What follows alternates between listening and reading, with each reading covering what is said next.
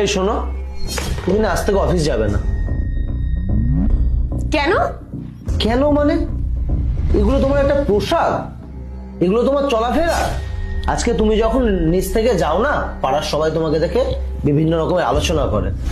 তোমাকে দেখে কেউ বলবে তুমি বিবাহিত? মানে তুমি এখন এটা আমাকে বলতে চাইছো যে আমাকে এখন বিবাহিত একটা বউ সেজে মাথায় সিঁদুর, হাতে শাঁখা পলা এইসব পরে আমাকে অফিসে যেতে হবে? হ্যাঁ। দেখো, আমি এটা করতে পারবো না।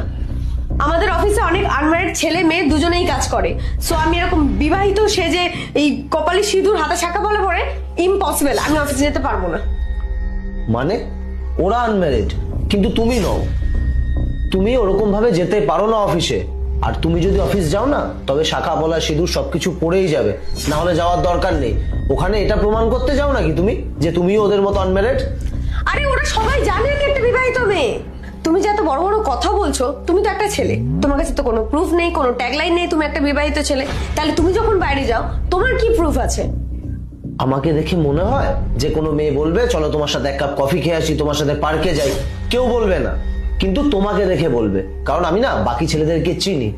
ওয়েট, একটা ছেলের জন্য না শুধু একটা হিন্সই যথেষ্ট। একটা মেয়ে, সেটা বিবাহিত হোক বা অবিবাহিত, তারা যদি একটা হিন্টস দিয়ে দেয়, ছেলেরা তাতেই হয়ে যায়, তাদের আর কিছু দরকার পড়ে না। কিন্তু আমি সেই টাইপের মেয়েদের মধ্যে পড়ি না যে অন্য কোনো ছেলেদেরকে হিন্টস দিয়ে বেড়াবো। তুমি তো হিন্সি দিচ্ছ।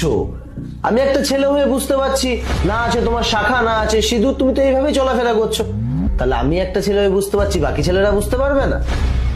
শোনো, আর তোমার যদি অফিস যেতে হয় না, তবে তুমি শাখা পলা সিঁদুর সবকিছু পরেই অফিস যাবে, না হলে তোমার কোথাও বেরোনোর দরকার নেই। আমি গেটে তালা দিয়ে দিচ্ছি।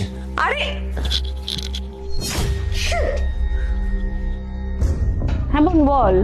আমাকে অফিসে যেতে দেয়নি, আমাকে বলছে বিবাহিতদের মতন সিঁদুর, শাখা পলা সবকিছু পরে বউদের মতন অফিসে যেতে। সেটা কি সম্ভব বলো?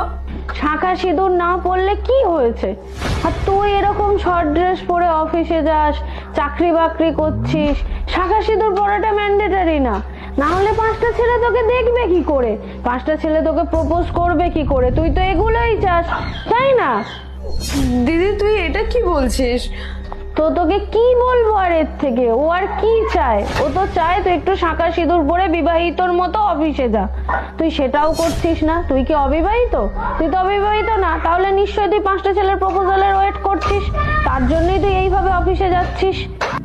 ঠিক আছে, আমি বুঝতে পেরেছি। আর শোন, নিজেদের মধ্যে ঝামেলা করিস না, ঝামেলা মিটিয়ে নে। রাখছি। হুম।